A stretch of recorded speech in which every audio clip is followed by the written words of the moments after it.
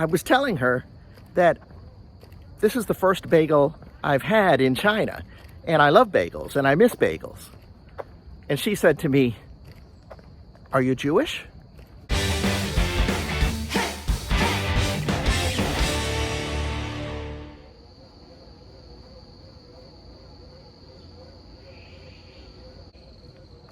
Good morning. I am heading up the mountain at Wuhan University's campus for, my, 5-day-a-week walk. And today I want to start here towards the bottom of the hill, the residential area within the, within the property of Wuhan University, but these are just regular homes. They're not student housing.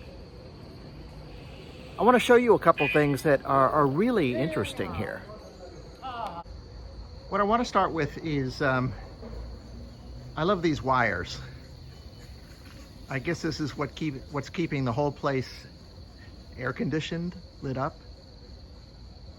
But I got to tell you, I think this is just child's play compared to what I see in Thailand. For anybody who's ever been to Thailand, you know what I'm talking about. I'll drop a picture. But, this one has a little style. Next, what really interested me are these apartments. This particular next set of apartments, they've installed elevators. Traditionally these are walk-ups.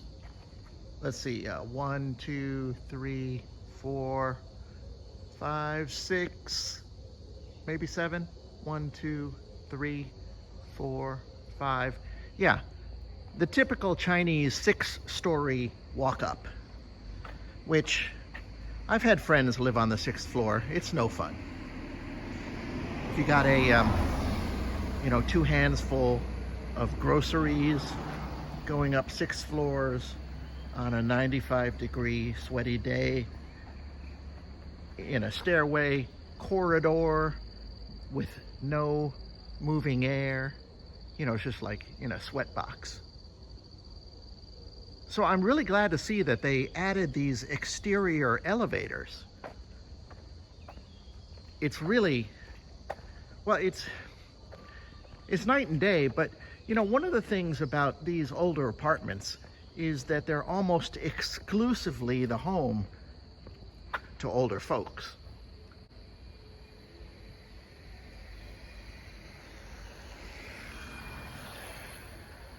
The people who live here, they probably lived here forever.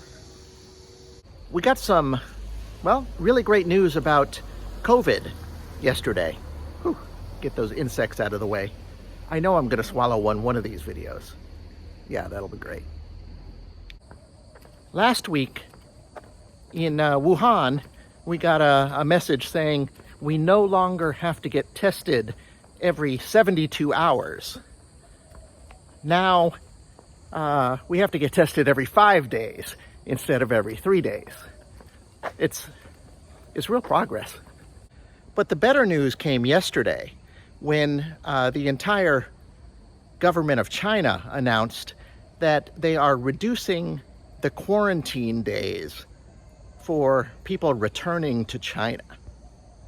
When I came back a year and a half ago, I had to spend 14 days at my expense in a hotel in Shenzhen, and then took a plane ride to Wuhan, where I spent one more night in a Wuhan hotel, and then 14 days quarantined, stuck in my apartment. I couldn't step outdoors, during which time I think I got 3 or 4 COVID tests.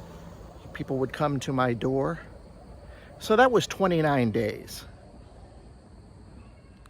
The news yesterday was that they have reduced the 14 days in the hotel initially to 7 days, and the time stuck in your apartment from 7 days to 3 days. So officially down from 28 days to 10 days. You may be asking then, why aren't I on a plane back home to America for summer vacation? Well, there's the rub. Well, long story short, it's not going to happen this summer. I went online, looked at airline prices yesterday, and they're still, for a return trip, around $4,500, $4,200 to San Francisco and back. So, I mean, if you saw my salary here, oh my God, you would just laugh. And so it doesn't make sense for me to go back for 1 month. What needs to happen is that they need to increase the number of flights coming and going to America or anywhere abroad. I looked at prices to Bangkok. A return flight from Bangkok, from Wuhan to Bangkok, was something like $3,200. Basically, for the past 2 years, the United States and China, they really have been closed to each other for the most part, and there are just very few flights. Long story short, for me, the new plan is I will go home during the winter break after the fall semester. I got to tell you, looking back at the last few months, I still blame Shanghai.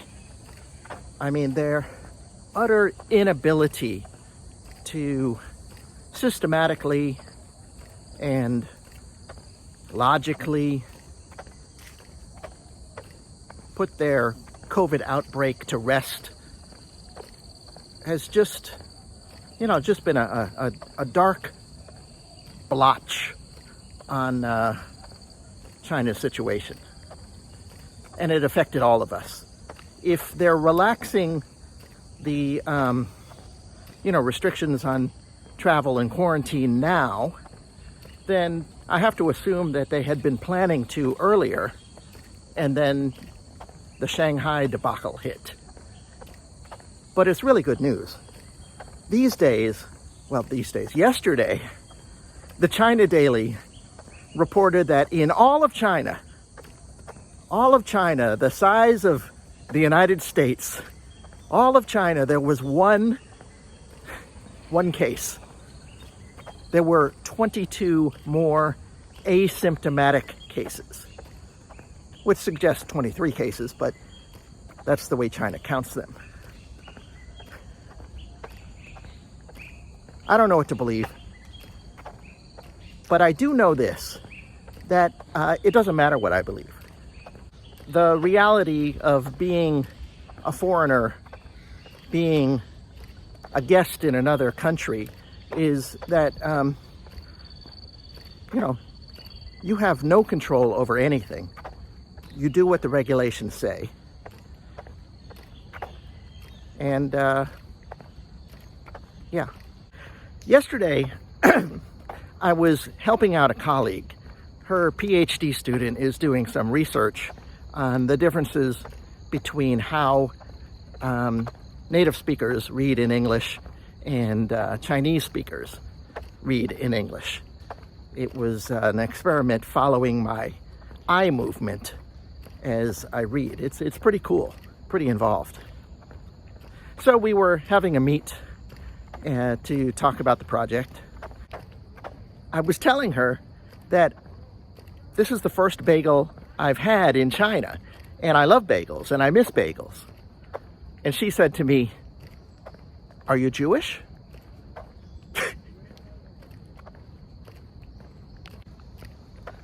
Of course, I told her that I was. Talk about your stereotypes. I have been waiting for Tim Hortons coffee house to open on my campus, literally for 6 months. About 6 months ago, during the Spring Festival break, I noticed that They had closed the Costa coffee shop, and I guess Costa is an Italian? No, an English, I don't know.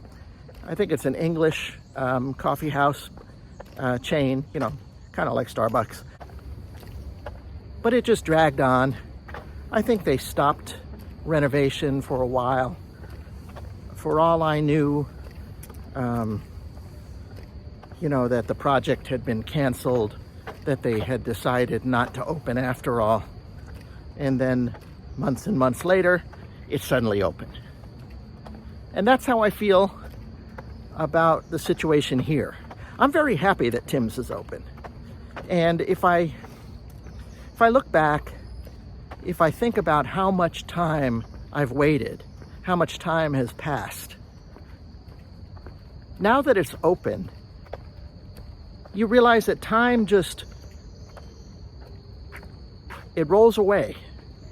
Whatever is the past no longer has that feeling of enduring how long this is taking. Because when it's over, it's over. If you've ever taken an international flight, a long flight, you'll understand what I'm about to say. I dread getting on the plane for 14-hour, 12-hour, 16-hour flight. And on the plane, I mean, it's just, for me, I don't sleep on planes. I am just really bad at relaxing in that way. I don't take sleeping pills. Yeah, so the plane ride can be one of the most excruciatingly long and frustrating experiences. And I hate it. When I'm on these flights, I tell myself, never again. I am never getting on this freaking long flight again. And I remind myself of it when I am getting off the plane. And then just a few days later, you know, that feeling is gone.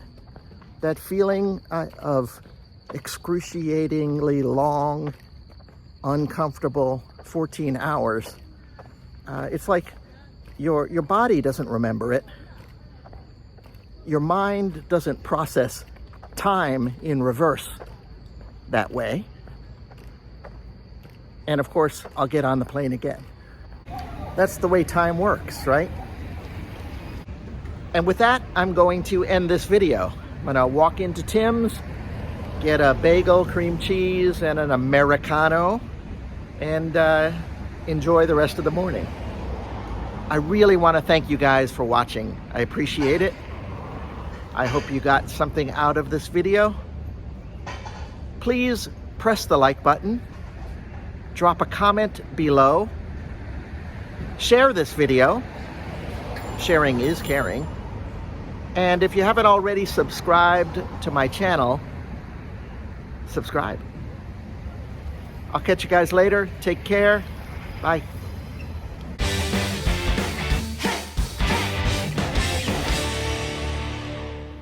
And at that time, of course, I will remember that all the frustrations occurred, but I won't feel it.